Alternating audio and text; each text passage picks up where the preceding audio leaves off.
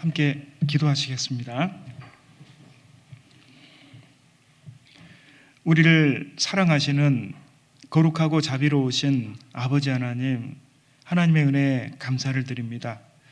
세상 죄악 가운데 빠져 온전한 소망 없이 살던 저희들을 예수 그리스도의 십자가의 보혈로 말미암아 구원해 주시고 그 고난과 희생을 통해서 진정한 사랑을 우리에게 일깨워 주신 그 크신 사랑을 인하여 진정으로 감사드립니다. 구원받은 이후에도 우리에게 하나님의 은혜를 공급받을 수 있는 교회를 허락해 주시고 또 교회를 통해서 이 귀한 사랑을 우리 가족들과 우리 지인들, 친지들에게 담대하게 전할 수 있게 해주신 그 사랑에도 진정으로 감사드립니다. 이 은혜의 복음이 전 세계 그리고 국내 여러 곳에 계속해서 증거되고 구원의 은혜를 날마다 더해 주심에도 감사를 드립니다. 전 세계에서 수고하시는 많은 선교사님들과 그 가족들, 그 교회들을 하나님이 지켜주시고 더 은혜의 복음을 담대하게 증거해서 모든 사람이 구원받고 천국의 소망을 얻는 그 기쁨을 계속해서 이어갈 수 있도록 도와주시길 원합니다. 교회를 통해서 역사하시는 하나님께서 우리 각자에게 새로운 사명과 소망을 또 주셨습니다. 우리 각자가 이 마지막 때 주님이 교회를 통해서 역사하시는 것을 보고 더욱 그 은혜에 함께 참여하며 또 희생과 수고를 통해 주님을 알아가고 또 우리 주변에 이뤄진 영혼들이 하나님께로 돌아오는 귀한 역사를 계속해서 볼 수 있도록 도와주시옵소서. 우리 가운데 연약하여 질병의 어려운 가운데 있는 분들 하나님께서 능력의 손길을 펼쳐주셔서 속히 건강을 회복하고 또 주님 앞에 온전하게 신앙생활할 수 있게 도와주시고 또 시험과 고난 가운데 있는 분들이 있다면 주님이 그 아픔과 상처를 어루만져 주셔서 속히 또 말씀을 통해서 힘을 얻고 더욱 주님을 따라갈 수 있는 능력을 공급받을 수 있도록 도와주시길 원합니다. 오늘도 주일을 맞이하여 많은 형제자매님들 말씀 앞에 나왔습니다. 들려지는 말씀을 사람의 말이 아닌 하나님의 말씀으로 공급받고 또 우리 신앙생활에 적용해서 우리 신앙이 더욱 성장하고 주님을 알아가는 저희들이 될 수 있도록 인도해 주시옵소서. 오늘 시종 주 성령께서 함께해 주시길 원합니다. 우리를 사랑하시는 예수님 이름으로 기도드렸습니다. 아멘. 예, 다시 인사 올리겠습니다. 안녕하세요. 네, 반갑습니다. 저는 멀리 경산에서 왔습니다. 예, 멀리서 왔습니다. 생각보다 경주가 가까워서 이렇게 제가 예전에는 서울에서 잠깐 목회를 했었는데 서울에서 경주는 5시간 정도 걸리는 거리지만 경산에 와 보니까 이렇게 가까운 거를 이제 몰랐습니다. 이 경산의 경자하고 경주의 경자가 같은 경자인 것 같더라고요.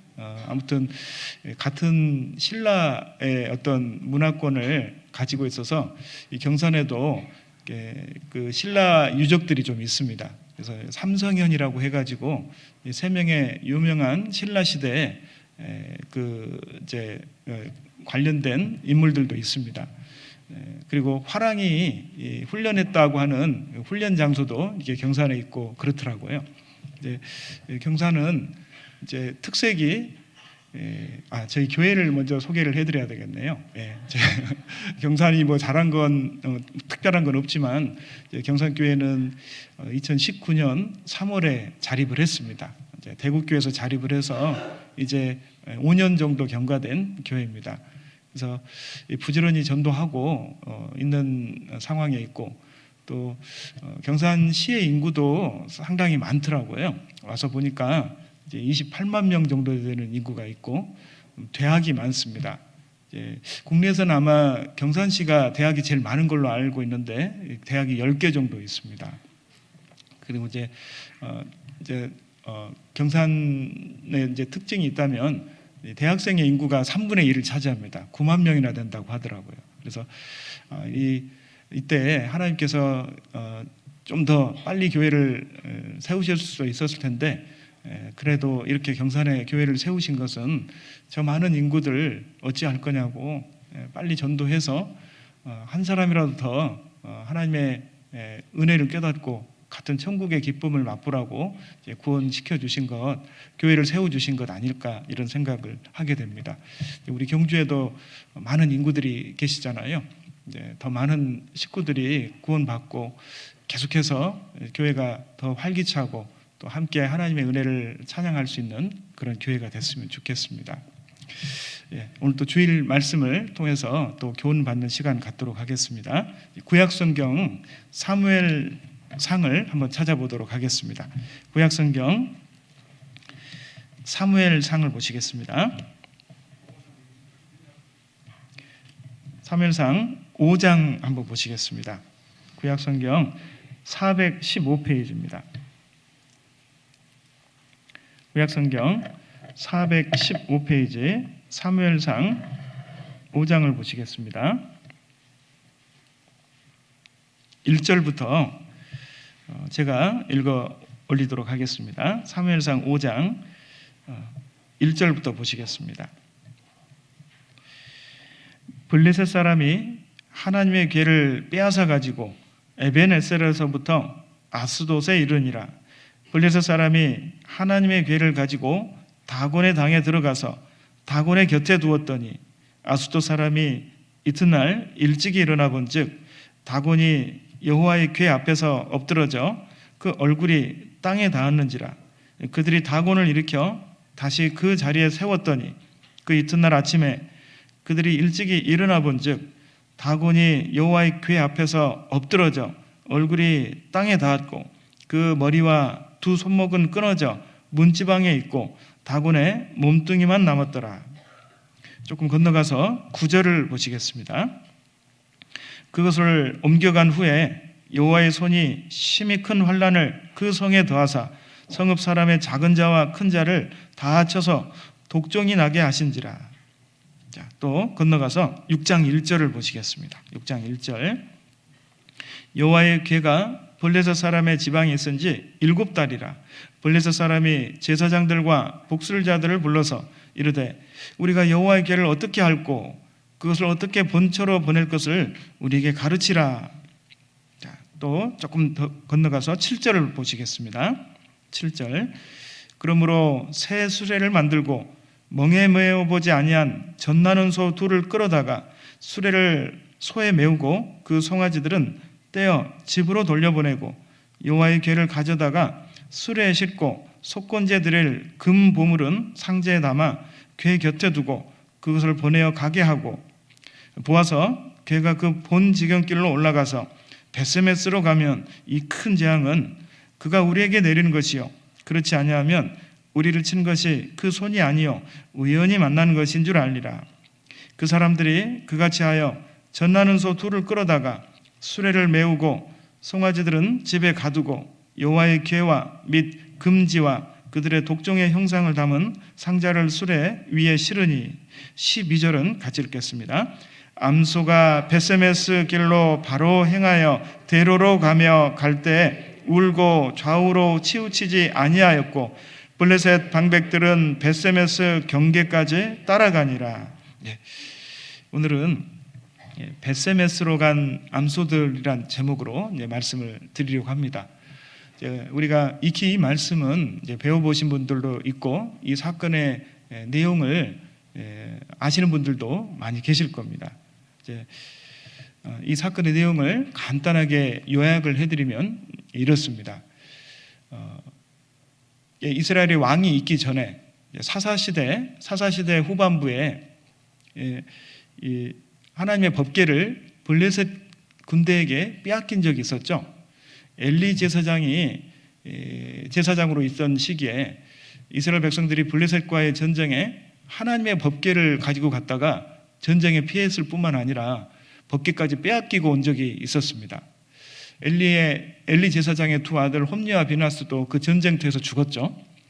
전쟁터에서 죽었을 뿐만 아니라 법궤까지 빼앗기는 이스라엘의 국보 1호를 빼앗긴 겁니다.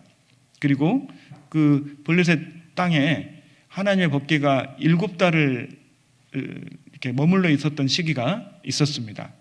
이때가 약 3100년 전 즉 우리로 기원전 1100년경에 있었던 사건이라고 이렇게 생각을 할 수가 있습니다. 그런데 이 사건에서 우리가 얻게 되는 중요한 교훈들이 있습니다. 방금 읽었던 사무엘상 5장과 6장에 보면 이스라엘 백성들이 하나님의 법궤를 7달 동안 이 남의 나라에 빼앗기고 있는 동안에 그 블레셋 땅에 많은 재앙들이 일어나죠. 다곤 신상, 블레셋 사람들이 섬기는 신상이 넘어질 뿐만 아니라 이렇게 세워놨더니 또 그 다음날 넘어져서 목이 부러지고 손목이 다 부러지는 사건이 일어납니다. 뿐만 아니라 이 블레셋 땅에 막 재앙들이 일어나죠. 독종 재앙이 찾아옵니다. 그래서 온몸에 종기가 돋는 그런 독종 재앙으로 블레셋 사람들이 고통을 받자 이 재앙이 도대체 어디서부터 온 건지 모르겠지만 만약에 우리가 이스라엘에서 빼앗아 온 이 하나님의 법궤 때문에 이런 재앙이 있다면 우리 한번 시험을 해보자.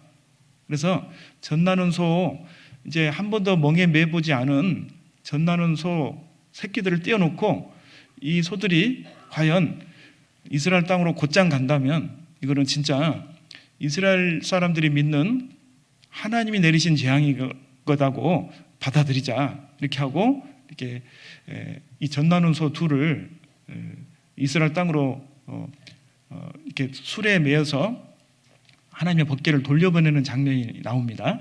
바로 함께 읽었던 그 장면들입니다. 그리고 아니나 다를까 지켜보니까 이 암소들이 울면서도 새끼들을 떨어뜨리고 와야 되는 그 아픔을 겪으면서도 뒤돌아보지 않고 앞으로 곧장 가는 이 장면은 우리에게 중요한 신앙의 교훈을 주고 있습니다.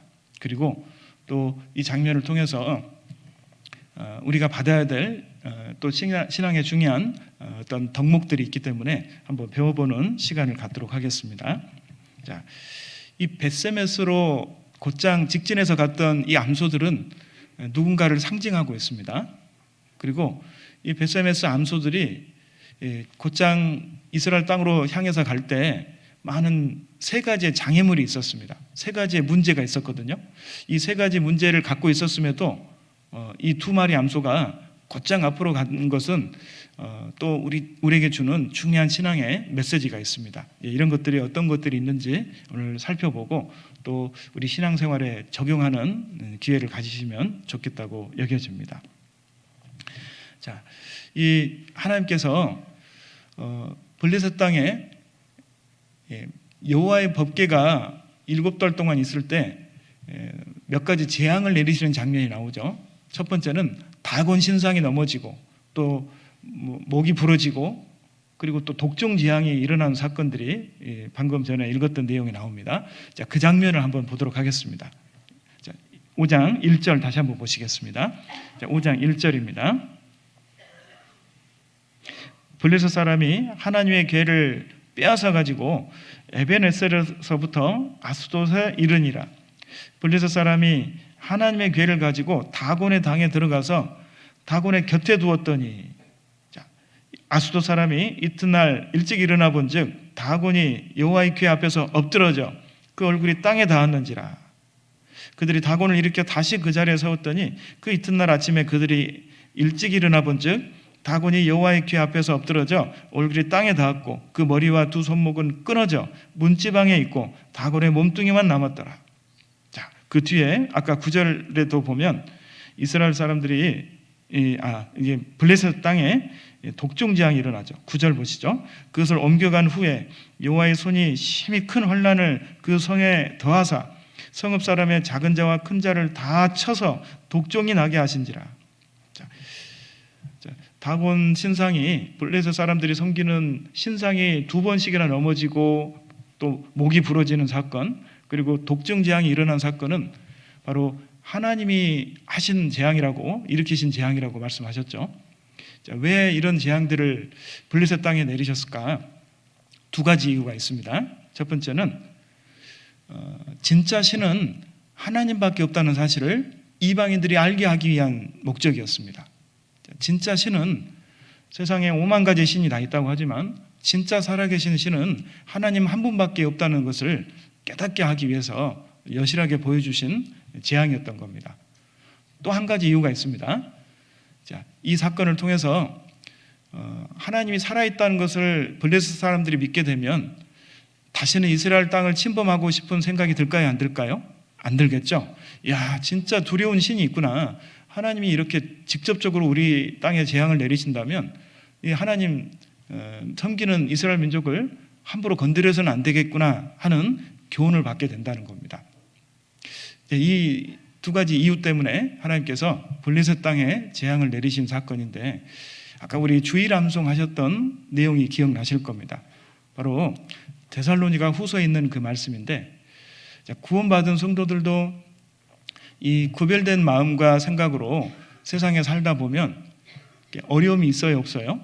어려움들이 있죠.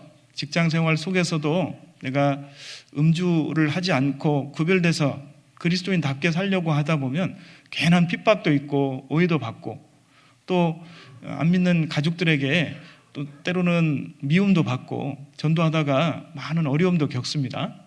그리고 또 여러 가지 갈등도 주어질 수 있게 됩니다. 많은 핍박과 어려움도 있지만 그 가운데서도 하나님이 우리를 지켜주시는 걸 경험하고 계시죠? 네. 저만 겪는 거 아니죠? 네. 다 같은 마음으로 겪고 계실 겁니다. 하나님이 이 어려움 속에서도 나를 잘 살펴주시고 또 그리스도인답게 살아갈 수 있도록 보호해 주시고 이끌어 주시는 것을 아마 경험하실 겁니다. 그리고 그리스도인들을 핍박하고 또 음해하는 사람들이 있다고 하면 그 사람들이 안 믿는 사람일지라도 하나님이 보호해 주실 뿐만 아니라 또 그 사람들에게 마치 블레셋 땅에 재앙을 내리신 것처럼 하나님이 그리스도인들을 보호해 주시고 거기에 맞게 상응하는 대가를 치르게 해주시는 일들도 있다는 것을 우리가 생각을 해볼 수가 있습니다. 하여튼 하나님은 하나님의 자녀들을 지켜주신다는 사실을 반드시 기억하실 필요가 있겠습니다. 여기 표시를 해두시고 아까 우리 암송했던 그 말씀 다시 한번 찾아보실까요? 여기 사무엘상 5장은 표시를 해놓으시고 줄을 잡아주시고요. 데살로니가 후서를 한번 직접 찾아보도록 하겠습니다. 데살로니가 후서 1장 보시겠습니다.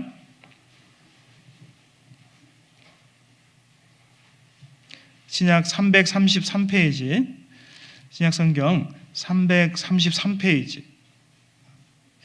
하나님은 우리를 보호해 주실 뿐만 아니라 위로해 주시는 하나님이시죠. 333페이지 데살로니가 후서 1장 5절을 한번 보시겠습니다. 1장 5절. 이는 하나님의 공의로운 심판의 표요 너희로 하여금 하나님 나라에 어떠한 자로 합당한 자로 여기심을 얻게 하려 함이니 그 나라를 위하여 너희가 또한 뭘 받느니라? 고난을 받느니라. 자, 그리스도인들에게 주어지는 고난은 하나님 자녀로서 합당하게 살아가기 위해서 애쓰다 보면 당연히 뭐가 따른다? 고난이 따른다는 것을 우리에게 일깨워주고 계신 겁니다. 하나님 자녀이기 때문에 때로는 서러움도 받고 또 고난도 따를 수 있다는 겁니다. 하지만 중요한 게 또 하나가 따라옵니다. 6절을 보시겠습니다. 너희로 환난 받게 하는 자들에게는 환난으로 갚으시고 환난 받는 너희에게는 우리와 함께 안식으로 갚으시는 것이 하나님의 공이시니 주 예수께서 저의 능력의 천사들과 함께 하늘로부터 불꽃 중에 나타나실 때 하나님을 모르는 자들과 우리 주 예수의 복음을 복종치 않는 자들에게 형벌을 주시리니 이런 자들이 주의 얼굴과 그의 힘의 영광을 떠나 영원한 멸망의 형벌을 받으리로다. 그래서 우리를 핍박하는 알게 모르게 핍박하는 그런 이방인들이 있을지라도 결국은 끝이 다르지 않습니까? 결과가 틀리다는 겁니다.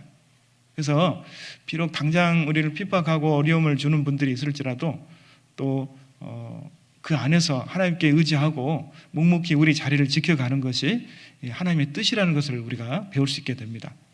결국은 하나님이 환난 받게 하는 사람에게는 환난으로 갚아주신다고 말씀하셨기 때문입니다. 우리가 직접 대응을 하지 않더라도 우리 위치에서 마땅히 내 할 일을 묵묵히 하고 있으면 하나님이 갚아주신다는 사실을 우리는 믿고 기다릴 필요가 있겠습니다. 다만 끝까지 우리는 선을 행하고 또 우리를 핍박하는 사람들을 위해서 기도하고 오히려 그분들에게 하나님의 말씀을, 이 귀한 예수 그리스도의 사랑을 전하기 위해서 애쓰는 것이 우리의 본분이라고 할 수가 있겠습니다. 그렇다고 해서 마냥 우리가 당하는 것만이 아니죠. 하나님이 우리에게 필요한 만큼의 공의로우신 하나님이 안식으로 갚아주신다고 말씀해 주셨기 때문에 우리 위치에서 그리스도인답게 살아가는 것이 마땅히 하나님이 우리에게 원하시는 모습이라는 것을 우리가 기억을 했으면 좋겠습니다. 자, 일단 이 본문에서 이제 중요한 내용을 한번 좀 살펴보려고 합니다. 블레셋 땅에 이 몇 가지 재앙이 계속 일어났었죠. 신상이 넘어지고 독종 재앙이 일어날 때 이 블레셋 방백들은 함께 모여서 의논을 합니다. 자, 우리 이제 어떻게 했으면 좋겠냐? 이 재앙이 우리 신 때문에 그런 건지 우연히 일어난 건지 아니면 이스라엘 민족이 믿는 하나님이 일으킨 재앙인지 한번 확인해보고 빨리 좀 이것을 만회시켰으면 좋겠다고 의논을 합니다. 그리고 그 의논의 결과 기적 같은 일이 일어난다면 이거는 진짜 이스라엘 백성들이 믿는 하나님이 일으킨 재앙이라고 우리가 받아들이자, 인정하자 하는 의논의 결과가 도출이 됩니다. 그렇게 해서 두 암소, 한 번도 멍에를 매보지 않은 두 암소를 이스라엘 땅에 한번 보내볼 계획을 세우고 추진을 하죠. 자, 그 장면이 이제 본문 사무엘상 5장에 나옵니다. 자, 다시 본문을 한번 돌아가 보도록 하겠습니다. 사무엘상 5장, 아까 줄로 표시해 두신 사무엘상 5장 펼쳐놓으시고 6장을 보도록 하겠습니다. 6장 보시겠습니다. 6장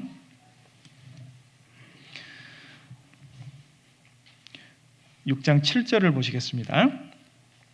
그러므로 새 수레를 만들고 멍에 메어보지 아니한 젖나는 소 둘을 끌어다가 수레를 소에 메우고 그 송아지들은 떼어 집으로 돌려보내고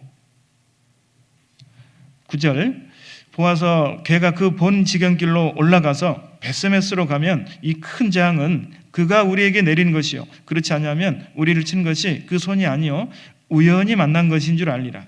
자, 이게 이 두 암소가 곧장 이스라엘 땅으로 간다면 이거는 정말 하나님이 내린 재앙이다 이렇게 믿어야 되고, 그렇지 않고 되돌아온다면 이것은 하나님과 상관없는 재앙이라고 받아들이자, 이제 이렇게 결론을 내렸습니다. 그리고 진행을 합니다. 자, 근데 여기 나오는 두 마리의 젖나는 암소, 이 두 암소는 누군가를 상징하고 있습니다. 누구를 모형적으로 보여주고 있는 걸까요? 바로 예수님을 모형적으로 보여주고 있는 겁니다. 이 두 암소는요, 예수 그리스도의 모형이 됩니다. 왜냐하면 이 사건에서 예수님을 암시하는 두 가지 중요한 모형이 등장하고 있기 때문입니다. 자, 이 9절에 다시 한번 보실까요? 9절 보아서 걔가 그 본 지경길로 올라가서 베스메스로 가면, 자, 올라가고 있습니까? 내려가고 있습니까? 올라간다고 표현되어 있죠. 자, 이 모습을 보면 골고다 언덕에 올라가는 십자가를 메고 골고다 언덕에 올라가시는 예수님이 연상이 됩니다. 근데 이 암소들은 그냥 걸어간 게 아니죠. 베스메스 길로 하나님의 법궤를 모시고 수레를 끌고 가고 있는 모습입니다. 이 모습은 바로 골고다 언덕길에 우리 죄를 짊어지고 올라가시는, 바로 예수님의 십자가를 메고 올라가시는 그 예수님을 상징한다고 할 수 있습니다. 뿐만 아니라 또 중요한 내용이 나오는데, 이 암소들이 베스메스 길로 실제로 곧장 직진해서 갑니다. 그리고 나서 이 수레를 보고 암소들을 환영한 베스메스 이스라엘 사람들이 그 후에 했던 중요한 행동이 있습니다. 이 암소들을 곧장 하나님께 감사의 번제로 드립니다. 자, 14절을 한번 보시겠습니다. 14절 보실까요? 수레가 벳세메스 사람 여호수아의 밭 큰 돌 있는 곳에 이르러 선지라 무리가 수레 나무를 패고 그 소를 뭘로? 번제로 여호와께 드리고, 그 소를 잡아서 하나님께 번제로 드린 겁니다. 하나님의 법궤를 메고 온 2마리의 암소를 곧장 번제로 드렸다는 건 십자가에서 피 흘리고 돌아가신 자신의 몸을 다 내어주시고 우리 죄를 갚아주신, 죄값을 갚아주신 예수님의 모형이 된다고 할 수가 있는 겁니다. 그래서 이 2 암소는 바로 예수 그리스도의 모형이 된다는 것을 생각을 해볼 수 있습니다. 자, 이 2 암소가 또 상징하는 게 있습니다. 뭔가를 또 상징합니다. 바로 구원받은 성도들을 상징하는 겁니다. 구원받은 성도들. 우리가 구원을 받고 신앙생활을 하다 보면 매야 되는 멍에가 있을까요? 없을까요? 있습니다. 우리는 구원받고 주님이 메워주시는 멍에가 있다는 겁니다. 마태복음 11장 29절에 이하에 보면 나는 마음이 온유하고 겸손하니 나의 멍에를 메고 내게 뭐하라고 하셨죠? 배우라. 그리하면 너희 마음이 쉼을 얻으리니 이는 내 멍에는 쉽고 내 짐은 가벼움이라 하시니라. 그래서 구원받고 우리가 메야 되는 멍에가 있는데 우리는 주님의 겸손과 온유라는 멍에를 메고 우리도 신앙생활을 하고 있습니다. 그래서 이 2 암소는 구원받은 성도들을 암시한다고도 할 수가 있습니다. 어찌됐든 이 2 암소는 이제 그런 모형이 된다고 할 수 있습니다. 근데 이 2 암소가 멍에를 메고 가는데 큰 3가지 문제점이 있었습니다. 이 3가지 어려움이 있었는데 첫 번째는 뭐였을까요? 첫 번째는 젖나는 소 2를 떼놓고 가야 된다는 겁니다. 상식적으로 이거는 어려운 일이죠. 새끼를 젖먹여야 되는데 그 암소들이 새끼를 떼어놓고 간다는 건 보통 일이 아니었습니다. 자, 이 암소들은요 울면서 앞으로 진행했다고 성경에 나와 있죠. 찾아볼까요? 자, 사무엘상 6장 12절 한번 보시겠습니다. 12절. 자, 이 암소들에게 있었던 3가지 장벽, 어려움이 있었습니다. 12절. 첫 번째는 바로 인정을 끊고 가야 됐다는 겁니다. 인정. 자, 인정을 끊고 곧장 가야 되는 길이었다는 겁니다. 12절 보실까요? 암소가 벳세메스 길로 바로 행하여 대로로 가며 갈 때 울고 좌우로 치우치지 아니하였고 블레셋 방백들은 벳세메스 경계까지 따라가니라. 그냥 간 게 아니라 어떻게 갔다고요? 울면서. 이 새끼들을 정떼고 간다는 게 쉬운 거예요? 어려운 거예요? 너무 어려운 겁니다. 이거는 너무나도 힘들고 고통스러운 일이었습니다.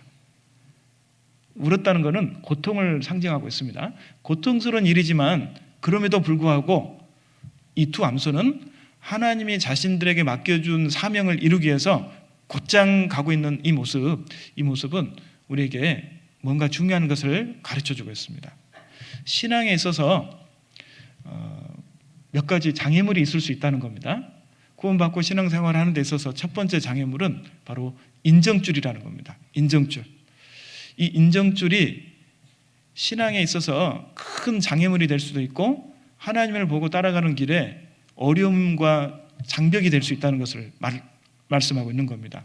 그리고 신앙생활을 후퇴하게 만들거나 하나님과 멀어지게 만들 수 있는 큰 장애 요소가 될 수 있다는 것을 이 본문 말씀이 우리에게 교훈을 해주고 있습니다. 자, 2번째 문제점이 있었죠. 자, 2번째 문제점은 이 2마리 소는 한 번도 멍에를 메본 적이 없다는 겁니다. 7절 보실까요? 7절. 그러므로 새 수레를 만들고 멍에 메어보지 아니한 젖나는 소 2를 끌어다가, 자, 멍에를 한 번도 메보지 않았다는 문제점이 있습니다. 이런 멍에를 멜려니 얼마나 이 몸이 불편할까요? 야생마 길들이는 거 보셨죠? 야생마 길들일 때 보면 길들이기가 얼마나 어려운지 아시죠? 펄쩍펄쩍 뛰는데 야생마에게 이렇게 타고 다니게 한 말로 훈련시키기 위해서는 굉장한 수고와 희생이 따릅니다. 마찬가지로 절대 쉬운 일이 아닌데 일어나기 힘든 기적 같은 일이 일어난 겁니다. 한 번도 멍에 메어보지 않은 이 2 암소가 멍에를 순순히 메고 순종하면서 갔다는 것, 이것 또한 쉬운 일이 아닌데 이런 어려움들을 극복해내고도 하나님의 사명을 이루었다는 것, 이것이 또 우리가 본받을 수 있는 교훈 중에 하나입니다. 또 하나의 문제점이 있습니다. 이 두 마리 암소에게 있어서 세 번째 문제는 바로 한 번도 둘이 뭘 해본 게 없다는 겁니다. 그렇죠? 각자 따로따로 살았지 멍에도 매본 적도 없고 같이 보조를 맞춰서 뭘 해본 적이 없었죠. 근데 이 두 암소는요, 자기 생각대로가 아니라 한 목적을 위해서, 한 가지 사명을 위해서 같이 보조를 맞추고 갔다는 것, 합심이 돼 있었다는 겁니다. 합심한다는 게 처음부터 쉬운 건 아니죠. 그래서 오늘 이 세 가지를 중심으로 오늘 말씀을 드리도록 하겠습니다. 인정에 치우치지 않는 믿음, 그리고 두 번째는 바로 멍에를 매야 되는 숙제가 있다는 것, 세 번째는 합심이 중요하다는 것. 이 교회 가운데 신앙생활을 하는 데서 우리가 배워야 될 세 가지 덕목에 대해서 이제 말씀을 드리도록 하겠습니다. 자, 첫 번째 문제가 있었죠. 바로 인정. 이 자신의 새끼들을 띄워놓고 와야 되는 두 어미 암소는 마음이 찢어졌을 겁니다. 그래서 당연히 울었다고 표현하고 있잖아요. 울었다는 표현이 나오지 않습니까? 제가 얼마 전에 어떤 영상을 본 적이 있었습니다. 근데 참 신기하더라고요. 시골에서 어떤 노부부가 새끼 강아지를 분양을 받아온 겁니다.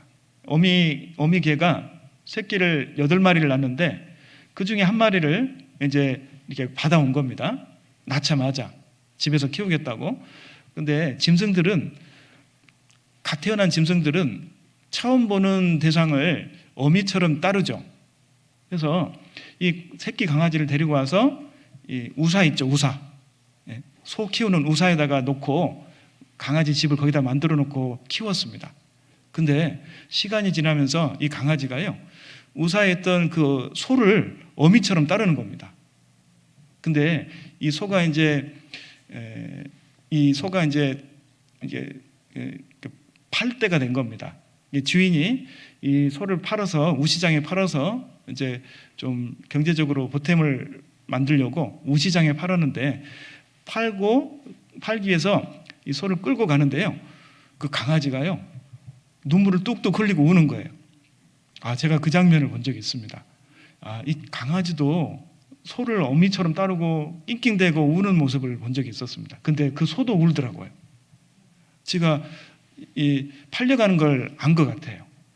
강아지도 우시장에 어미소가 팔려간다는 걸 어떻게 알겠습니까? 참 신기하더라고요. 근데 너무 울고 강아지가 낑낑대고 하니까 그 주인이 가다가 발길을 돌이켜서 다시 집으로 되돌아옵니다. 그랬더니 서로 반가워서 얼마나 이렇게 막 서로 핥아주고 하는 모습을 이제 본 적이 있었습니다. 짐승들도 이 모정이라는 게 있고 모성이라는 게 있더라고요. 근데 강아지가 소를 어미처럼 따르는 것을 본 적이 있었습니다. 좀 핀트가 좀 벗어났지만 이 인정을 뗀다는 것은 정말 쉬운 일이 아니죠. 근데 하나님은 이 신앙에 있어서 이 인정줄을 넘어서야만 하는 믿음을 우리에게 요구하신다는 겁니다. 만약에 주일날 내가 주일 말씀을 들으러 가고 싶은데, 교회를 가고 싶은데 가족들이 오늘 캠핑 가자 막 만류를 합니다. 부모님이 또 핍박을 합니다. 야, 오늘 캠핑 가자, 뭐 교회 하루 빠지면 어때?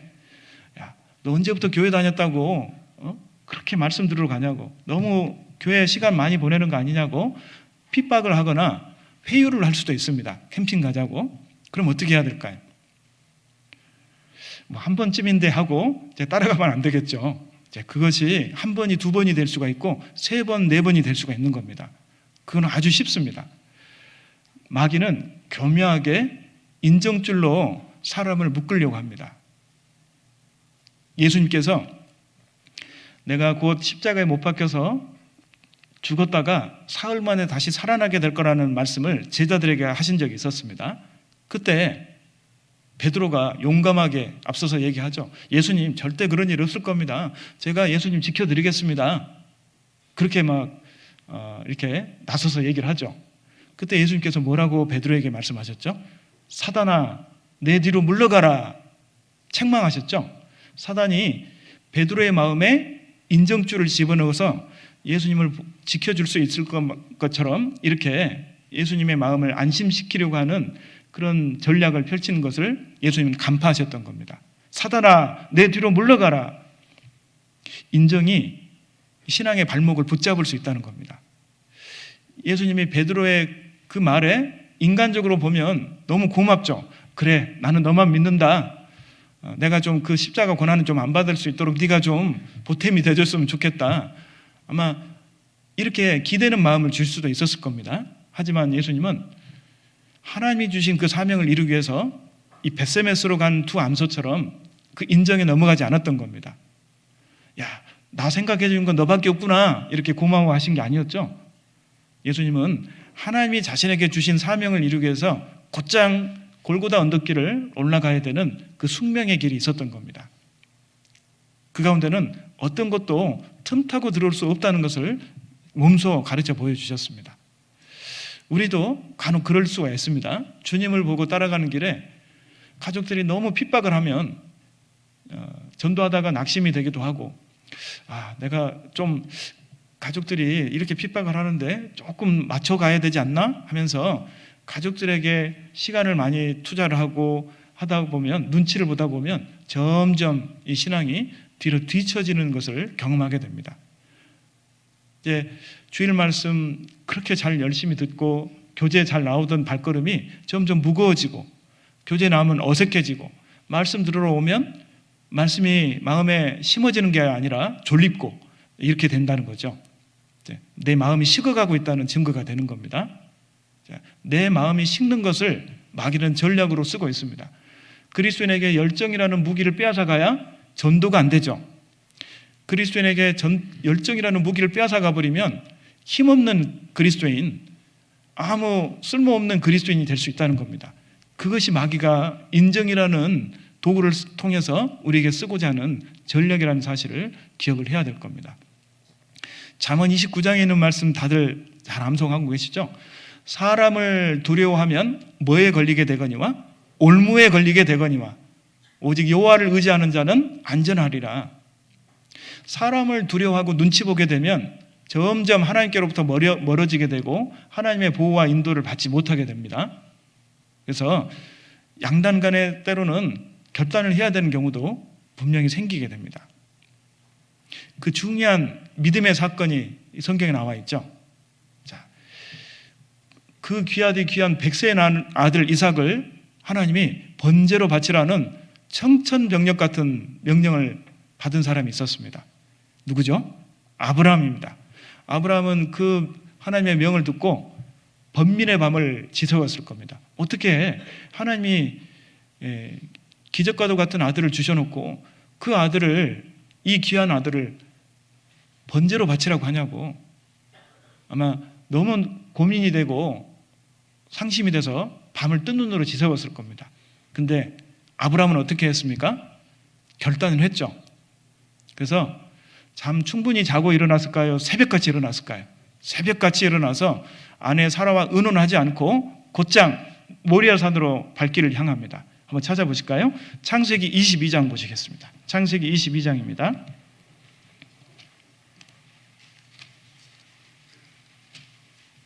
창세기 22장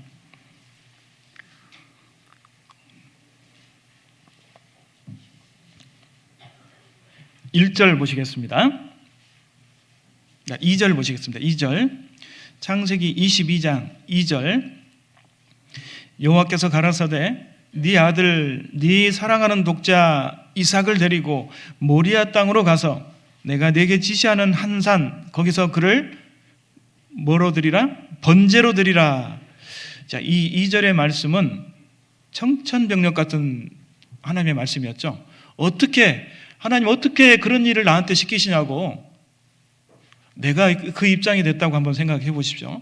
어떻게 주신 아들인데 이 금쪽 같은 아들을 하나님께 번제로 드리라고 하냐고. 우리가 여기서 주목해 봐야 될 한 중요한 단어가 나옵니다. 자, 2절에 네 사랑하는 독자 이삭을, 자, 사랑이란 단어가 성경에 처음으로 쓰인 곳이 바로 이 창세기 22장 2절입니다. 사랑이란 단어가 처음으로 쓰인 곳이 바로 이 창세기 22장 2절이죠. 성경 해석에 5가지 원칙이 있습니다. 최초 언급의 원칙이라는 게 있습니다. 성경에서 처음으로 나온 단어가 그 단어의 뜻이 성경 전체에서 그 단어의 뜻을 규정한다는 그런 원칙이 있습니다. 자, 여기서 사랑이라는 단어를 한번 떠올려 보십시오.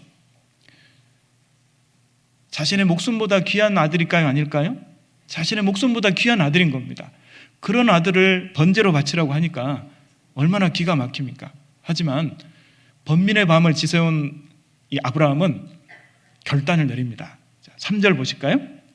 아브라함이 아침에 일찍이 일어나 나귀 안장을 지우고, 자, 이 말씀을 잘 보십시오. 왜 아침에 일찍 일어났을까요? 사라 눈에 띄지 않으려고, 아내 사라의 눈에 띄지 않고 곧장 하나님의 명령을 실행하기 위해서 간 겁니다. 만약에 늦게 일어났으면, 아내 눈에 띄었으면 어떻게 되죠? 가게 허용했을까요? 안 했을까요? 절대 허용 안 하죠. 아마 바지가랑이 자꾸 막 늘어졌을 겁니다. 정말 어떻게 그럴 수 있냐고, 아마 사라는 나를 죽이고 가라고 아마 그렇게 힘들게 했을 거라는 걸 우리는 충분히 이해할 수가 있습니다. 신앙의 길에 있어서는 하나님을 인정하고 하나님이 주신 코스를 따라가는 그 길에는 어떠한 인정이 들어와서는 안 된다는 것을 우리에게 가르쳐주고 있는 겁니다. 모리아산으로 올라가는 이삭은 바로 예수 그리스도를 상징하고 있죠. 예수님께서 내가 왜 나하고 상관도 없는 저 사람들의 영혼을 위해서 내가 죽어야 됩니까? 하고 어머니 마리아를 생각하고 동생들을 생각했더라면 결코 골고다 언덕에 올라가실 수 없었을 겁니다. 하지만 그것이 하나님이 원하는 길이었고, 그래야만 우리 영혼을 구원할 수 있는 길이었기 때문에 그 말씀에, 하나님의 뜻에 복종하셨던 거죠. 우리가 가족들의 회유와 핍박이 있을 때 그거에 굴하게 되면 그 영혼을 건져야 되는 우리의 사명이 이루어질 수가 없게 되는 겁니다. 우리도 골고다 언덕에 올라가셨던 주님의 그 뜻을 받들어서 내가 내 위치를 교회 안에서 견고하게 지키고 있어야만 언젠가는 이 복음이 우리 가족들에게 들어가게 될 거고, 그 가족들이 천국 가는 귀한 은혜를 함께 누리게 될 텐데, 가족들의 핍박과 회유에 못 이겨서 신앙의 걸음이 뒷걸음질을 치는 것을 하나님은 절대 기뻐하지 않으신다고 말씀하셨습니다. 하나님이 기뻐하지 않으신다는 말씀이 히브리서에 있죠. 히브리서 10장 한번 찾아보시겠습니다. 히브리서 10장입니다. 히브리서 10장 35절, 신약성경 363페이지입니다. 신약성경 363페이지 히브리서 10장 35절 보시겠습니다. 35절. 그러므로 너희 담대함을 버리지 말라. 이것이 큰 상을 얻느니라. 너희에게 인내가 필요함은 너희가 하나님의 뜻을 행한 후에 뭘 받기 위함이라? 약속을 받기 위함이라. 자, 이 말씀을 잘 보십시오. 자, 담대함을 버리지 말라. 사람의 눈치를 보거나 사람을 두려워한 나머지 뒤로 신앙이 뒷걸음질을 하게 되면 우리에게 예비되어 있는 큰 상을 놓치게 된다는 겁니다. 이 큰 상이 뭘까요? 우리 가족들의 구원 아니겠습니까? 나를 핍박하는 가족들을 기업고 전도해서 구원받게 해서 함께 천국 소망을 맛봐야 되지 않겠습니까? 그런데 그런 가족들의 회유와 핍박, 또 직장 동료들의 회유와 핍박, 야, 언제부터 너 어제까지만 해도 술 잘 먹었잖아. 근데 왜 술을 당장 끊냐고 하면서 회유하고 핍박할 때 그 회유에 못 이겨서 계속해서 술을 먹게 된다면 전도가 될까요? 직장 동료들에게 전도가 되겠습니까? 결국은 하나님을 슬프시게 만드는 일이 될 겁니다. 저기 38절 39절은 같이 한번 읽어보겠습니다. 38절 39절 같이 읽겠습니다. 오직 나의 의인은 믿음으로 말미암아 살리라. 또한 뒤로 물러가면 내 마음이 저를 기뻐하지 아니하리라 하셨느니라. 우리는 뒤로 물러가 침륜에 빠질 자가 아니요 오직 영혼을 구원함에 이르는 믿음을 가진 자니라. 이 믿음을 위협하는 중요한 요소가 바로 인정이라는 겁니다. 인정 때문에 믿음이 후퇴할 수 있다는 것을 우리는 분명히 알고 있어야 됩니다. 그래서 사람의 회의와 핍박 때문에 뒤로 물러나는 일이 없도록 그렇게 해야 되겠습니다. 또 우리가 신앙생활 하다 보면 인정 때문에 신앙이 주춤하는 경우들이 생깁니다.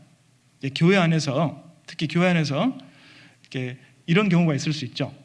친구를 전도한다거나 아니면 또 친한 지인들을 전도하다 보면 이렇게 사회에서는 언니 동생하고 또 형님 아우 하면서 이렇게 지낸 분들도 계실 수 있습니다. 하지만 교회 안에서는 형님 아우, 언니 동생 이렇게 할 수 없죠. 호칭이 형제님 자매님으로 우리는 호칭이 이렇게 통일되어 있습니다. 왜 그럴까요? 예수님을 통해서 예수님의 피로 구원받은 자녀들은 공적인 관계가 되는 겁니다. 하나님과 더불어서 공과 사를 교회 안에서는 가릴 필요가 있다는 겁니다.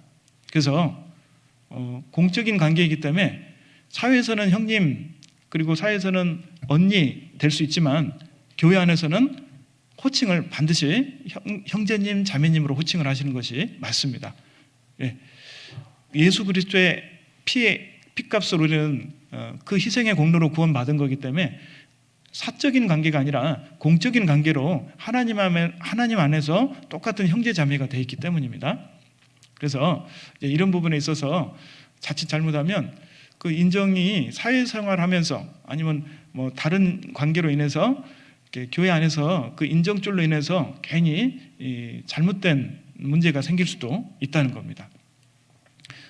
그리고 또 교회 안에서 자칫 잘못할 수 있는 것들이 뭐냐면 너무 서로 친하다 보면 인간적으로 너무 친하다 보면 하나님의 뜻이 분명한데도 인정 때문에 하나님의 뜻을 이렇게 위배하는 경우들도 생길 수 있다는 겁니다.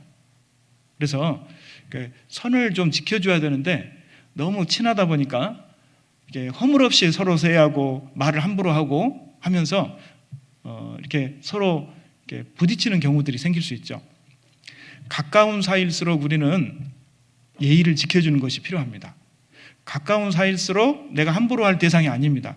가까이 할수록 더 예의를 지켜주고 하는 것이 그렇게 해야만 그 관계가 오래 지속될 수가 있습니다. 친하다고 내가 이렇게 말을 해도 받아주겠지 하고 쉽게 함부로 얘기하다 보면 가까운 사이의 사람에게 그런 말을 들었을 때 상처는 더 크게 올까요? 적게 올까요? 더 크게 올 수가 있습니다. 그래서 우리가 교회 안에서는 서로 존중해주고 서로 높여주고 하지만 어떤 선을 넘어가지 않도록 항상 주님 안에서 우리가 같은 형제 자매라는 것을 늘 기억을 하고 너무 지나치게 언행을 하는 것은 이렇게 삼가해야 될 필요가 있겠습니다. 또 이런 경우가 있을 수 있습니다. 친하다 보니까 금전거래를 하는 경우들도 있을 수 있습니다. 그리고 또 물건을 사고 파는 그런 행위들을 할 수도 있습니다. 근데 그것이 지나친 부탁을 하거나 했을 때는 또 부담이 될 수가 있죠. 그렇게 되면 서로 부탁을 안 들어줄 수도 없고 좀 거절하기 어려운 상황이 주어질 수도 있습니다. 서로에게 부담이 되지 않도록 그런 부탁들은 이렇게 교회 안에서 이렇게 하지 않고 가급적이면 되도록이면 부탁을 하지 않는 것도 중요하고 또 부탁을 받는 분도 이렇게 정중하게 때로는 거절을 할 필요가 있습니다. 이 금전거래 때문에 서로 의가 상해서 형제 자매들끼리 다투는 경우들도 생길 수가 있는 겁니다. 그래서 그 인정이 하나님이 원하시는 선을 넘어가지 않도록 내가 이렇게 잘 지킬 필요가 있다는 것을 좀 아실 필요가 있겠습니다. 그리고 만약에 돈을 좀 빌려달라고 하는데 돈을 빌려줘서 문제가 될 것 같으면 안 빌려주는 게 맞고 또 돈을 빌려주고 나서도 못 받을 생각을 하고 빌려주는 것이 맞을 겁니다. 그렇지 않겠습니까? 내가 손해를 본다 생각하고 빌려줄 마음이 있다면, 그런 마음이 용의가 있다면 그렇게 하는 것이 맞을 겁니다. 돈을 빌려주고 나서 못 받는 거에 대해서 서운해하고 이게 인간적으로 감정이 생겨서 문제가 생길 것 같으면 처음부터 더 문제가 커지지 않도록 내가 거기에 대해서 신앙의 예산을 세워놓고 하는 것이 맞을 겁니다. 교회 안에서는 지켜야 될 선이 있다는 겁니다. 자, 성경을 한번 직접 찾아보시겠습니다. 자, 고린도 전서를 한번 보시겠습니다. 고린도 전서 8장. 고린도 전서 8장입니다.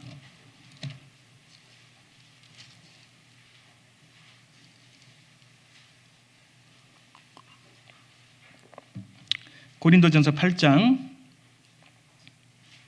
9절 보시겠습니다. 9절. 고린도전서 8장 9절입니다. 신약 272페이지. 신약 272페이지 8장 9절입니다.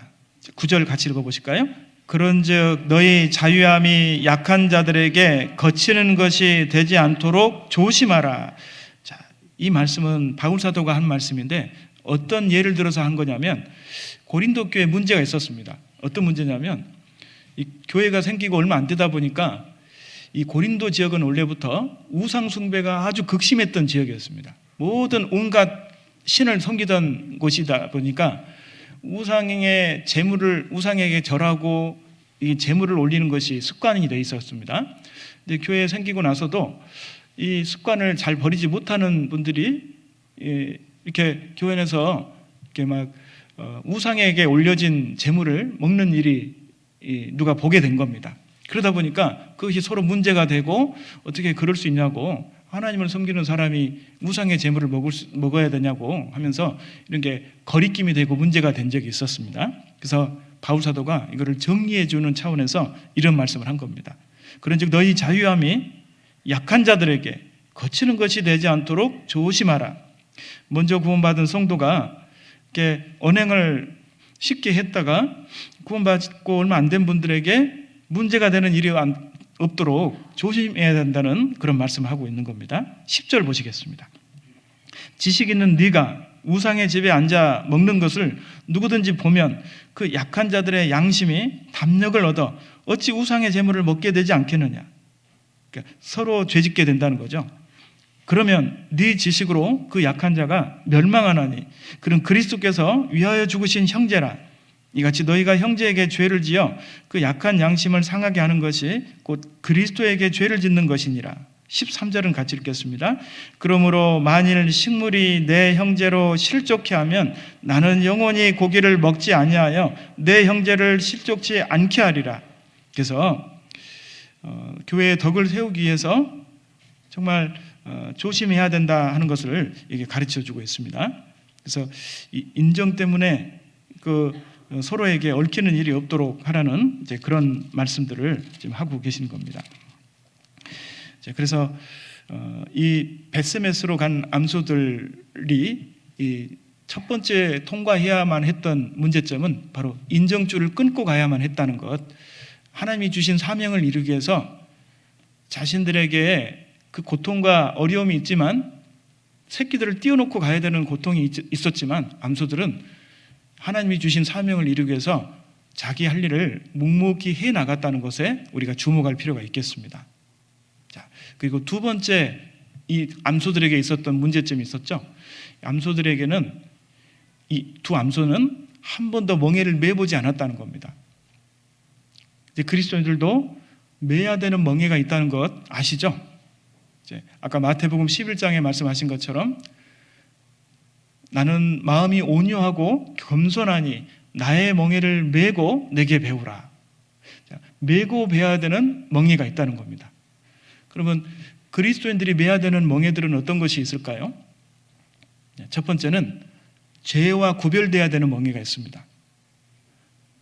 죄와 짝짝꿍 하는 멍에가 아니라 죄와 구별되다 보면 그게 멍에가 될 수 있다는 겁니다. 그리스도인답게 살아야 되기 때문에 하나님 앞에 합당한 자로 여기심을 받으려면 죄와 혼탁하게 섞여 있는 상태로는 하나님 앞에 합당한 자라고 칭찬받을 수가 없게 됩니다.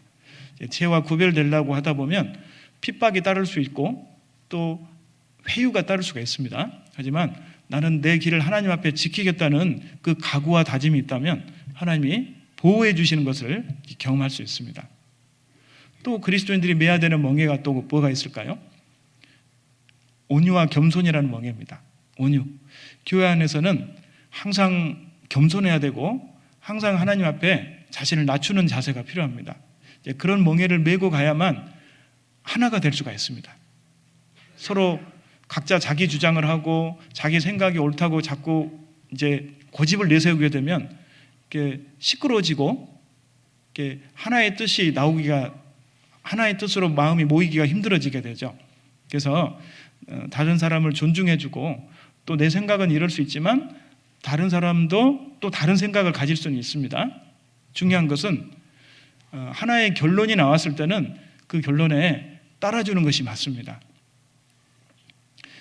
그래서 이제 함께 메고 가야 되는 멍에 중에 이 겸손과 온유의 멍에가 참 중요한 거라고 이제 여겨집니다.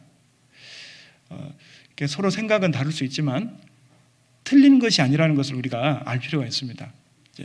다른 것이 아니라 틀린 것이 아니라 나와 다르다 이렇게 받아들이는 것이 맞습니다. 생각은 다를 수 있죠. 근데 그것이 틀렸다고만 할 수는 없는 겁니다. 성경에 나와 있는 규정되어 있는 원칙 외에 또 어떤 일을 정하거나 선택을 해야 되는 상황 속에 있을 때는 이렇게 서로 의견을 모아서 이렇게 뜻이 하나로 합쳐졌을 때는 내 생각과 다를지라도 또 거기에 마땅히 순종하는 온유와 겸손의 자세가 필요합니다. 그렇지 않게 되면 자꾸 이제 교회가 일사불란하게 움직이기 힘들고 이렇게 전도의 어떤 성령의 뜻이 이어지지 않게 되는 문제점이 생길 수가 있기 때문입니다. 또 그리스도인들이 매야 되는 멍에 어떤 것들이 있을까요?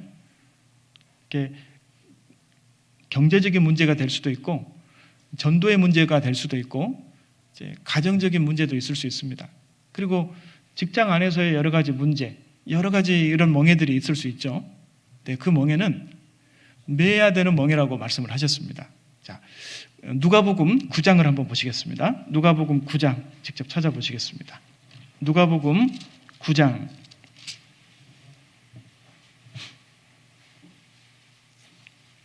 신약성경 106페이지입니다. 신약성경 106페이지.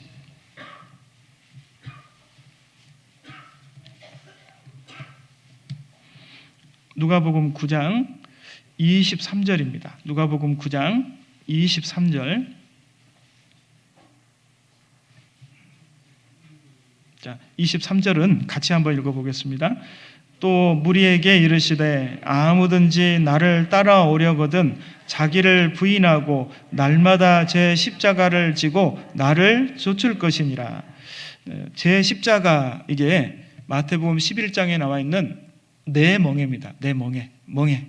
멍에나 십자가나 같은 은혜, 이제 같은 말씀이죠. 그래서 우리는 매야 되는 멍에가 있다 하는 사실을 인식을 해야 됩니다. 그런데 멍에 매는 것을 달가워할 사람은 없습니다.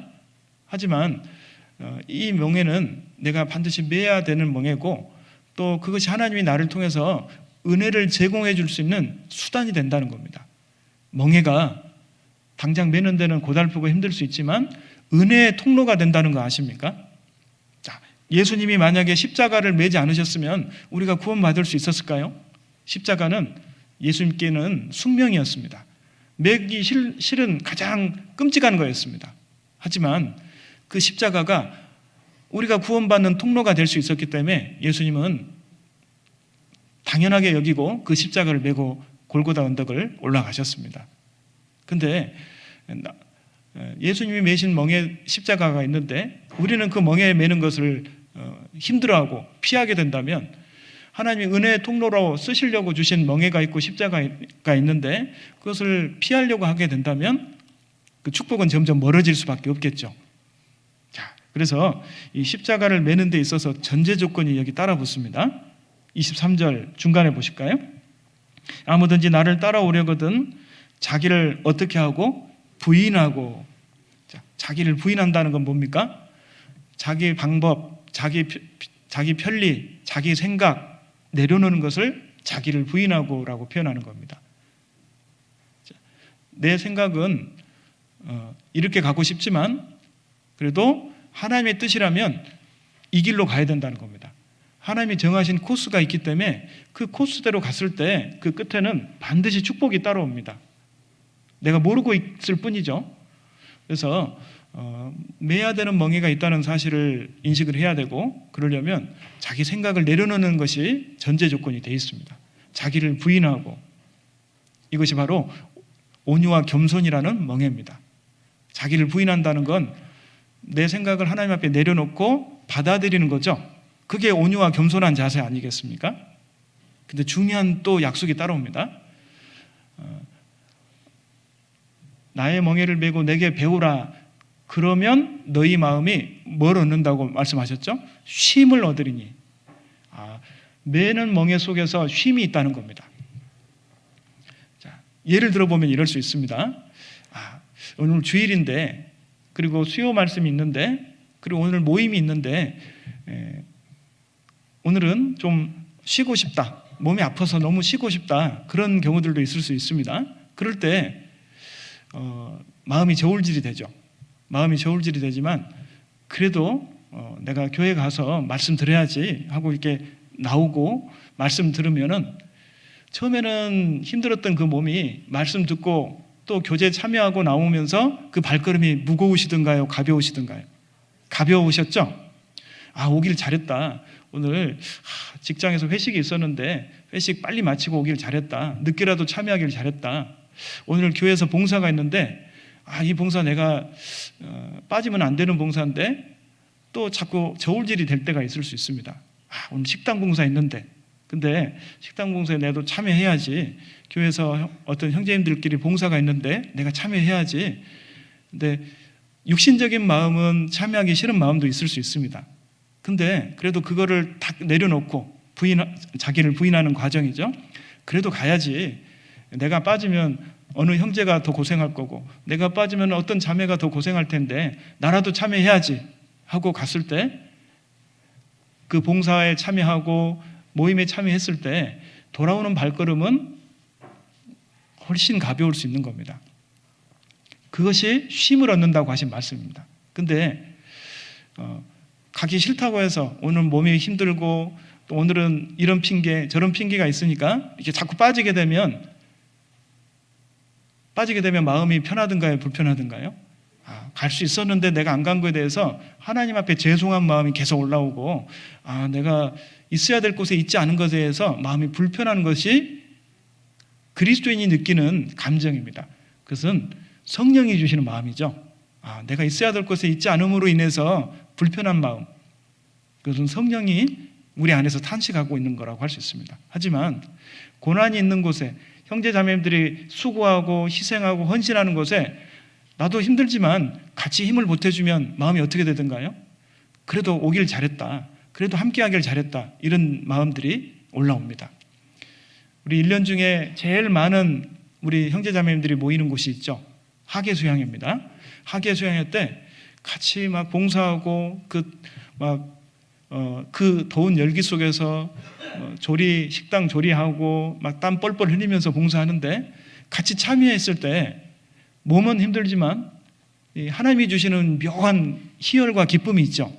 그리고 내가 한 땀방울로, 내가 수고하고 흘린 땀방울로 인해서 우리 교회 전도했던 분들이 구원받는 모습을 보면 얼마나 마음이 힘이 되고 위로가 됩니까? 봉사했던 수고가 위로로 하나님이 돌려주신 것을 경험하게 됩니다. 저도 그런 경험이 있거든요. 저도 예전에 청년 때 구원받고 신앙생활을 하면서 이렇게 주차 봉사를 한 적이 있었습니다. 수양관에서 주차 봉사를 하는데, 저 뙤약볕에 3박 4일을 하려고 하니까 마음이 저울질이 되는 겁니다. 저 봉사 내가 할 수 있을까? 근데 내가 빠지면 다 똑같은 마음일 텐데, 나 같은 마음일 텐데, 내가 빠지면, 다 빠지면 누가 봉사하겠냐고, 나라도 하자고, 그런 마음으로 참여해서 이렇게 봉사를 하는데, 정말 이렇게 군대 생활했던 것보다 더 힘들더라고요. 군대에서 제가 제일 힘들었던 게 유격 훈련 받았던 때거든요. 유격 훈련 받을 때가 정말 이렇게 쓰러질 정도로 훈련을 받은 적이 있었는데 진짜 그때 못지않은 그런 어려움을 느꼈습니다. 봉사하면서 이게 그 아스팔트 위에서 하루 종일 서서 그때가 오래전이거든요. 수양관이 공주 수양관에서 수양회를 하고 첫 해 3년간을 제가 주차 봉사를 한 적이 있었습니다. 근데 그때는 봉사자도 부족한 데다가 이게 뭐 여러 가지 체계가 좀 덜 잡혀 있다 보니까 3박 4일간 꼬박 그 자리에 서서 봉사를 한 겁니다. 그러니까 이게 막 그 정제 소금 있죠. 정제 소금까지 먹어가면서 이제 봉사를 하고 이제 3박 4일간 봉사하고 나니까 이제 하얗던 사람이 까맣게 변했어요. 그래서 온몸이 이제 이게 살이 타서 이렇게 막 살같이 벗겨지고 했던 그런 경험들도 있었는데 이게 처음에 수양관에 버스가 수십 대가 들어오지 않습니까? 다리를 건너가는 그 버스들을 보면은 웃으면서 봉사하는데 그 안에 타신 분들의 표정들이 다 얼굴들이 굳어 있어요. 마치 어디 끌려가는 분들처럼. 그죠? 근데 3박 4일간의 이제 4일간의 일정 마치고 이제 내일이면 끝난다. 이제 마지막 봉사를 하면서 마지막까지 좀 더 힘내자 하면서 이렇게 봉사를 하는데 나오시는 분들의 버스 안에 타신 표정들이 4일 전에 그 얼굴하고 너무 다르죠. 너무 밝게 들어갈 때는 끌려가는 얼굴이었는데 나올 때는 서로 막 손을 흔들어주고 이렇게 반겨주는 모습 속에서 너무 감사가 되고 이 4일 동안에 수고했던 것이 너무 잘했다. 내가 너무 잘했다. 이 봉사에 참여하기를 그 희열과 그 보람은 이제 이 봉사를 꾸준하게 해줄 수 있는 원동력이 됐던 것 같습니다. 그리고 그때 마음 먹었던 게 있었습니다. 나도 내년에는 꼭 우리 어머니 모시고 와서 전도해야 되겠다. 내가 이런 살같이 다 벗겨지는 봉사를 하는데 이런 수고와 희생을 하면서까지 봉사하는데 한 영혼 구원받는 것이 얼마나 가치 있는 일인가 그거를 더욱 깨닫게 되고 이 봉사의 이 희생과 수고가 결국 영혼을 건지는 데 쓰임 받는다면 그 영혼 건지는 일이 천하보다도 귀한 일이 아니겠는가 하는 마음을 먹게 되고 서운 기도를 했습니다. 내년에는 반드시 저도 어머니 모시고 와서 반드시 이 수양회를 통해서 저 창가로 손을 흔드는 이제 손을 흔들어 줄 수 있는 사람이 되게 해달라는 그런 기도를 했었고 그 기도를 하나님이 들어주신 적이 있었습니다. 마찬가지입니다. 우리도 멍에를 맸을 때 힘을 얻게 되고 하나님이 돌려주시는 기쁨과 평안이 있죠. 그래서 이 멍에를 두려워하지 마시고 함께 매야 되는 멍에는 나도 같이 참여해야 되겠다 하는 마음으로 매시면 기쁘게 매시면 반드시 하나님이 은혜로 돌려주실 거라는 것을 이제 우리가 믿었으면 좋겠습니다. 뿐만 아니라 그 멍에는 혼자 매는 멍에가 아닌 거 아시죠? 이제 나의 멍에를 메고 내게 배우라. 이제 이스라엘의 소들이 매는 멍에는요 2마리 소가 매는 멍에입니다. 그래서 이렇게 멍에가 이렇게 활처럼 생겼죠. 2마리 소가 매는 멍에이기 때문에 활처럼 생겼습니다. 예수님이 같이 져주시는 멍에라는 걸 우리가 아실 필요가 있습니다. 내가 봉사에 참여할 때, 모임에 참여할 때 그 모임에, 그 봉사에 누가 와 계시죠? 예수님이 와 계신 겁니다. 하나님이 와 계신 겁니다. 그렇기 때문에 함께 매는 멍에이기 때문에 즐겁게 할 수 있는 겁니다. 기드온이 고작 300명의 용사로 어떻게 수십만의 미디안 군대를 싸워서 이길 수 있었을까? 그것은 하나님이 함께 그 멍에를 매주셨기 때문이라고 할 수 있는 겁니다. 우리가 매는 멍에는 결코 혼자 매는 멍에가 아닙니다. 자, 시편 68편 한번 보시겠습니다. 시편 68편 19절 보시겠습니다.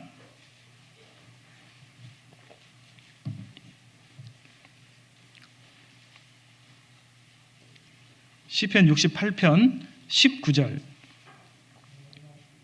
구약 849페이지 구약성경 849페이지 보시겠습니다. 시편 68편 19절 같이 읽어보겠습니다. 날마다 우리 짐을 지시는 주 곧 우리의 구원이신 하나님을 찬송할지로다. 자, 날마다 우리 짐을 지시는 주. 나 혼자 매는 짐입니까? 함께 매는 짐입니까? 함께 매는 짐인 겁니다. 예수님이 내 옆에서 함께 매주고 계셔요. 이 짐을. 우리 눈에 보이지 않을 뿐이죠. 그래서 어떤 봉사를 시작하기 전에 야, 우리 저 봉사 할 수 있을까? 근데 막상 참여해서 해보면 어느새 그 봉사가 뜻대로 돼 있죠. 우리가 이 멋진 경주교회 교회당을 지을 수 있을까? 처음에는 엄두가 안 나는데 참여해보니까 돼요, 안 돼요? 되잖아요. 하계수양에 도저히 안 될 것 같은 가족전도 막 달래고 어르고 해가지고 모시고 갔는데 도저히 못 넘을 것 같은 산이었는데 그 용광로 속에 들어가니까 녹아서 정말 그 놀라운 하나님의 은혜를 맛보게 해주지 않으셨습니까? 자, 우리 짐을 함께 져주시는 주님이 계신다는 것을 우리는 반드시 기억을 해야 됩니다. 이 멍에는 내가 고달프게 혼자 억지로 참고 인내하면서 매는 멍에가 아니라 예수님이 메고 계신 멍에를 내가 딸려가고 있다고 생각하면 그것이 맞는 답이라고 할 수 있습니다. 그래서 우리가 무거운 짐이 아니라는 것을 꼭 기억을 하셨으면 좋겠습니다. 그리고 이 두 마리 암소, 이 두 암소에게 있어서 세 번째 문제점이 있었죠. 바로 합심입니다. 합심. 함께 해본 적이 없잖아요. 각자 따로따로 야생소처럼 그렇게 살았던 소인데 어떻게 영락없이 멍에 매니까 곧장 앞으로 갈 수 있을까? 이 합심이 되려면 전제 조건이 하나가 있습니다. 바로 자기를 부인해야 된다는 겁니다. 아까 누가복음 9장에 있는 것처럼 자기를 부인하고 날마다 제 십자가를 지고 나를 좇을 것이니라. 서로 교회에서 이 사람 생각이 주장이 강하고 이 사람 주장이 강하고 서로 주장하게 되면 시끄러지고 결국은 이게 하나로 통일되기가 어렵습니다. 그래서 다른 사람을 나보다 낮게 여겨주고 존중해주는 태도를 가지게 되면 그 가운데서 하나님이 역사하셔서 반드시 가장 좋은 길을 우리에게 알려주십니다. 그리고 내 생각과 다를지라도 보조를 맞춰서 가게 되면 왜 그렇게 하라고 하셨는지 나중에 반드시 하나님이 그 뜻을 가르쳐 주십니다. 일단 내 생각을 내려놓고 가게 되면 하나님은 그 가운데서 역사하시고 왜 하나님이 그렇게 하라고 하셨는지 이유를 반드시 알려주십니다. 자, 빌립보서를 한번 찾아보시겠습니다. 빌립보서 3장을 보시겠습니다. 신약성경 빌립보서 3장. 신약 321페이지, 신약성경 321페이지입니다. 빌립보서 3장 15절 보시겠습니다. 15절. 빌립보서 3장 15절. 그러므로 누구든지 우리 온전히 이룬 자들은 이렇게 생각할지니 만일 무슨 일에 너희가 달리 생각하면 뒷구절 같이 읽어볼까요? 하나님이 이것도 너희에게 나타내시리라. 16절까지 읽겠습니다. 오직 우리가 어디까지 이르렀든지 그대로 행할 것이라. 우리가 밑줄 그어봐야 될 두 단어가 있습니다. 하나님이란 단어와 그대로, 16절에 그대로란 단어입니다. 자, 어떤 교회 안에서 많은 봉사와 어떤 일이 추진되다 보면은 결정해야 될 일들이 자꾸 생깁니다. 그럴 때 내 생각과 뜻이 안 맞을지라도 묵묵히 하나님의 뜻이 있을 거라고 믿고 기다리고 또 그 뜻에 따라가다 보면 반드시 하나님이 나타내 주신다는 겁니다. 잘못된 길이어도 교회가 잘못되도록 하나님이 내버려 두신 분이 아니기 때문에 반드시 옳은 길로 하나님이 길을 안내해 주신다는 겁니다. 그래서 우리는 이것을 믿어야 됩니다. 하나님이 나타내 주실 거니까 내 위치에서 내 할 일을 꾸준히 하자. 이것이 우리가 가져야 될 태도라는 겁니다. 그래서 16절에 있는 것처럼 오직 우리가 어디까지 이르렀든지 그대로 행할 것이라. 그대로 위치를 이탈하지 않는 것, 이것이 중요하다는 겁니다. 하나님이 이것을 가장 귀하게 보십니다. 이 두 암소는 위치 이탈을 했습니까? 안 했습니까? 안 했죠. 한 마리 암소는 좌측길로 가려고 하고 한 마리 암소는 우측길로 가려고 막 발버둥 칠 수 있지만 두 암소가 자기를 부인하는 과정이 있었던 겁니다. 자기 생각 내려놓고 벳세메스 길로 곧장 가라고 하나님이 주신 그 명령을 따라갔기 때문에 그 결과 결국 이스라엘 백성들이 이 벳세메스 사람들이 너무 기뻐하는 모습, 환영하는 모습을 보게 됐죠. 그것이 하나님의 뜻입니다. 그래서 교회 가운데서는 우리가 뭐든지 함께하는 것이 중요합니다. 자, 그 빌립보서 뒤에 골로새서를 한번 보시겠습니다. 골로새서 3장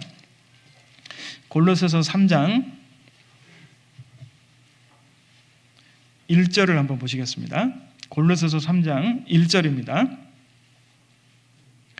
그러므로 너희가 그리스도와 함께 다시 살리심을 받았으면 위의 것을 찾으라.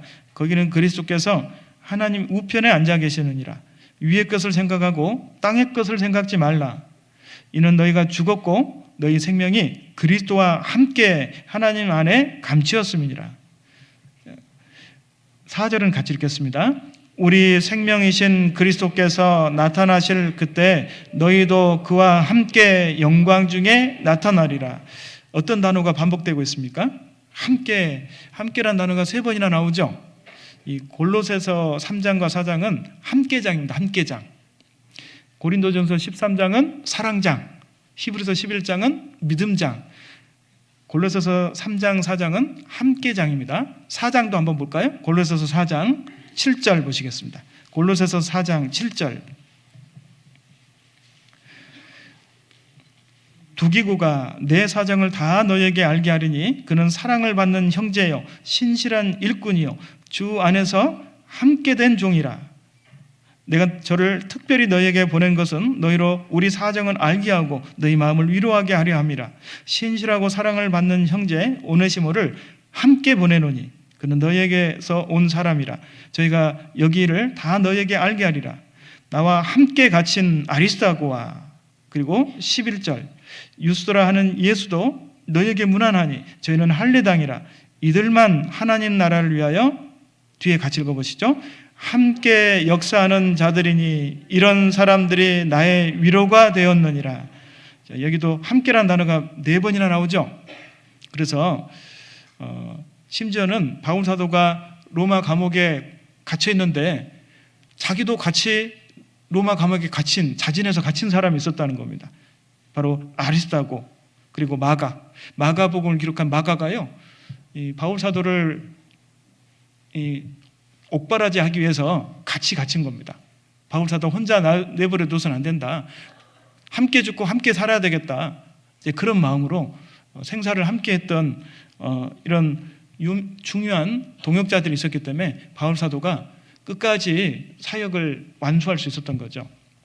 그래서 우리는 함께하는 것이 중요합니다.